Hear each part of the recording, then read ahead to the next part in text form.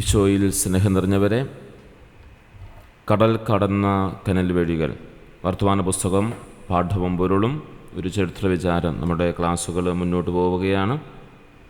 എല്ലാ ദിവസവും പറയുന്ന പോലെ തന്നെ സ്നേഹപൂർവ്വം പ്രാർത്ഥനാപൂർവ്വം ഓർമ്മിപ്പിക്കട്ടെ. വർത്തമാന പുസ്തകം വായിക്കുകയും പഠിക്കുകയും ചെയ്യുമല്ലോ. ഇത് നമ്മൾ 24-ാം പാഠമാണ് പഠനവിധേയമാക്കുക.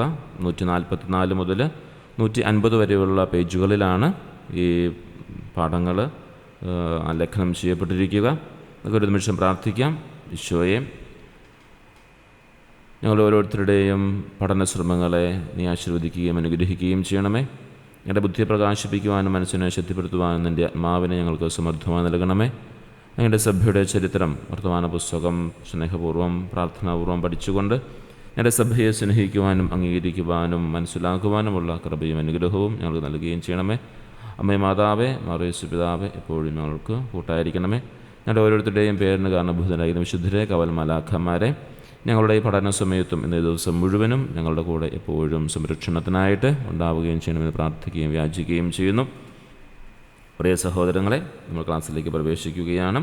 24-ാം പാഠമാണ് ഇത് നമ്മൾ ക്ലാസ് എടുക്കുക. പാറയമാക്കൽ തോമക്കത്തുനാരുടെ വർത്തമാന പുസ്തകത്തിലെ 24-ാം പാഠമാണ് നമ്മളിന്ന് പഠനവിധേയമാക്കുന്നത്. കപ്പൽ യാത്രയ്ക്കായുള്ള പരിശ്രമങ്ങൾ, അതിനെക്കുറിച്ചുള്ള ഒരു വിശകലനമാണ് ഇന്ന് ഈ പാഠത്തിൽ നമ്മൾ കാണുക. ഈ അധ്യായത്തിൻ്റെയും മൽപ്പാൻ സംഘത്തിൻ്റെയും യൂറോപ്പിലേക്കുള്ള യാത്രയിലെ ഏറ്റവും നിർണായകമായൊരു ഘട്ടമാണ് പ്രത്യേകമായിട്ടും വിവരിക്കപ്പെടുന്നത്. സാധാരണ നമ്മൾ ക്ലാസ് ചെയ്യുന്നത് പോലെ 5 പ്രധാന ആശയങ്ങളായിട്ടാണ് നമ്മൾ ഇന്നത്തെ ക്ലാസ്സും തരം തിരിച്ചിരിക്കുന്നത്. ഒന്ന്, എസ്പെരസ കപ്പലിൻ്റെ പശ്ചാത്തലം. ലിസ്ബണിലെ 4 വ്യാപാരികളുടെ കൂട്ടുടമസ്ഥതയിലുള്ള എസ്പെരസ എന്ന കപ്പലിനെക്കുറിച്ചാണ് ഇതിൽ പരാമർശിക്കുന്നത്. പോർച്ചുഗലിൽ നിന്നും 1.5 ലക്ഷം കുർസാദായുടെ ചരക്കുമായി പുറപ്പെട്ട ഈ കപ്പൽ ഭാരതത്തിലെ വിവിധ തുറമുഖങ്ങളിൽ കച്ചവടം നടത്തി 7 ലക്ഷം കുർസാദായുടെ ലാഭം നേടി മടക്കയാത്രയ്ക്ക് തയ്യാറെടുക്കുകയായിരുന്നു. കപ്പലുടമകളായ ബന്ധു ദേവാലെ, അന്തോണി ദ്വാർത്തി എന്നിവരും ഒരു ഇംഗ്ലീഷ് ക്യാപ്റ്റനുമാണ് കപ്പലിലുണ്ടായിരുന്നത്. മധ്യസ്ഥ ശ്രമവും പരാജയവും. കപ്പലിൽ പ്രവേശനം ലഭിക്കുന്നതിനായി മൽപ്പാൻ ആദ്യം ചിന്നപട്ടണത്തെ പ്രമുഖ കച്ചവടക്കാരനായ അന്തോണി ദൊസാസയെയും മെത്രാനെയും സമാപിച്ചു. എന്നാൽ മെത്രാൻ കത്തു നൽകാൻ വിസമ്മതിച്ചു. പിന്നീട് വികാരി ജനറലിൻ്റെ കത്തുമായി ദൊസാസയെ കണ്ടെങ്കിലും കപ്പലുടമകൾ കർക്കശക്കാരായിരുന്നതിനാൽ ആ ശ്രമവും പരാജയപ്പെട്ടു. ദൊസാസയുടെ വീട്ടിലെ ഫ്രഞ്ചുകാരൻ്റെ സഹായവും ഫലവത്തായില്ല. മൂന്നാമത്തെ കാര്യം, മൽപ്പാൻ്റെ നിശ്ചയദാർഢ്യം. മധ്യസ്ഥന്മാർ വഴി കാര്യം സാധിക്കില്ലെന്ന് കണ്ടപ്പോൾ ആളേറെ പോകുന്നതിനേക്കാൾ താനേറെ പോകുന്നതാണ് നല്ലത് എന്ന പഴഞ്ചൊല്ല് അന്വർത്ഥമാക്കി മൽപ്പാൻ നേരിട്ട് കപ്പലുടമകളെ കാണാൻ തീരുമാനിച്ചു.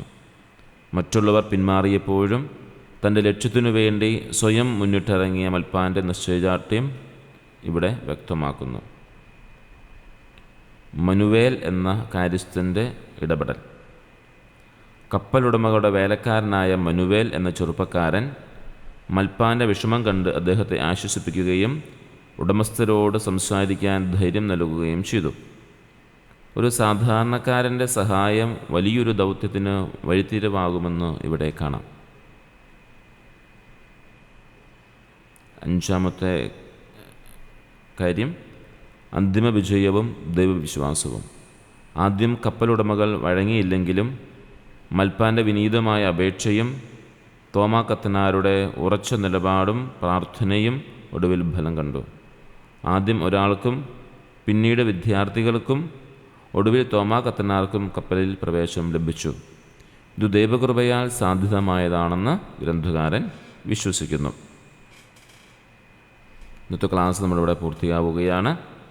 പ്രാർത്ഥനാപൂർവ്വം നമുക്ക് ക്ലാസ് കേൾക്കുകയും പേജ് നമ്പർ 144 മുതൽ 150 വരെയുള്ള ഭാഗങ്ങൾ വായിക്കുകയും ചെയ്യണമെന്ന് സ്നേഹത്തോടെ ഓർമ്മിപ്പിക്കുന്നു. നമുക്കിനി ഉത്തരങ്ങളിലേക്ക് പ്രവേശിക്കാം.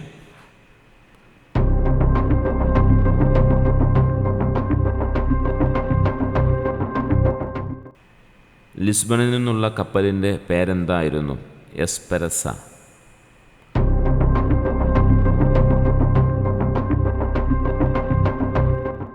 കപ്പൽ പുറപ്പെടുമ്പോൾ എത്ര കുർസാദയുടെ മുതലാണ് ഉണ്ടായിരുന്നത്? ഒരു കുർസാദയുടെ മൂല്യം എത്ര? 1.5 ലക്ഷം കുർസാദ.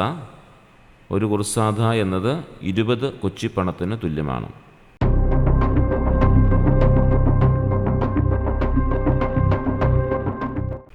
കപ്പലിൽ ഉണ്ടായിരുന്ന ഉടമസ്ഥർ ആരെല്ലാം?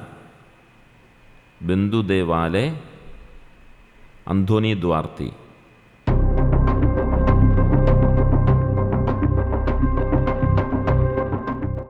കപ്പലിൽ കയറാൻ സഹായിക്കണമെന്ന് ആവശ്യപ്പെട്ട് മൽപ്പാൻ ആരുടെ കത്തുമായാണ് അന്തോണി ദൊസാസയെ കണ്ടത്? അഗസ്തീനിയൻ പാതിരിയായ വികാരി ജനറലിൻ്റെ കത്തുമായി.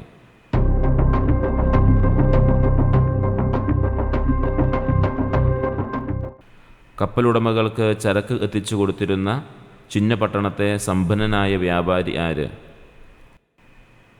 അന്തോണി ദൊസോസ.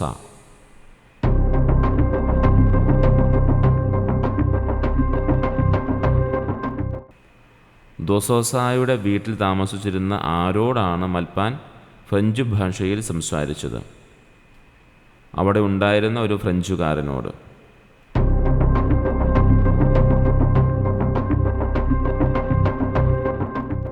ആളേറെ പോകുന്നതിനേക്കാൾ താനേറെ പോകുന്നതാണ് നല്ലത് എന്ന പഴഞ്ചൊല്ല് മൽപ്പാൻ ഓർക്കാൻ കാരണമെന്ത്? മധ്യസ്ഥന്മാർ വഴി ശ്രമിച്ചിട്ട് കാര്യം നടക്കാത്തതുകൊണ്ട് നേരിട്ട് കപ്പലുകളെ കണ്ട് സംസാരിക്കാൻ തീരുമാനിച്ചപ്പോൾ.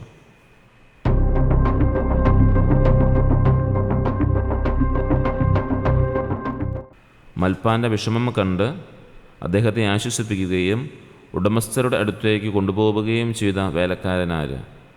മനുവേൽ.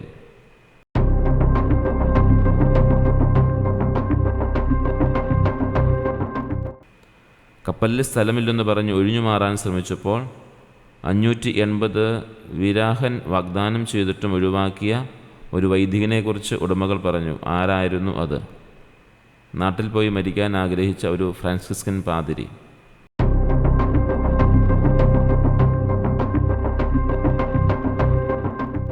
കപ്പലിൽ സ്ഥലമില്ലെങ്കിൽ എവിടെയിരുന്ന് യാത്ര ചെയ്യാമെന്നാണ് മൽപ്പാൻ പറഞ്ഞത്?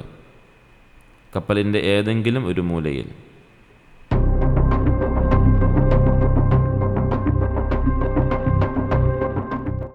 കപ്പലിൽ പ്രവേശനം ലഭിക്കുന്നതിനായി മൽപ്പാനും സംഘവും ഏതു പ്രാർത്ഥനയാണ് നടത്തിയത്? പരിശുദ്ധ കന്യകാമാതാവിനോടുള്ള നവനാൾ ജപം.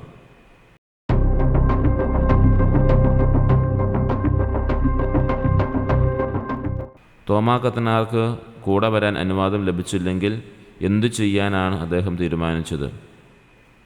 മൽപ്പാനും വിദ്യാർത്ഥികളും പോകണമെന്നും താൻ തനിയെ കേരളത്തിലേക്ക് മടങ്ങിക്കൊള്ളാമെന്നും അദ്ദേഹം പറഞ്ഞു.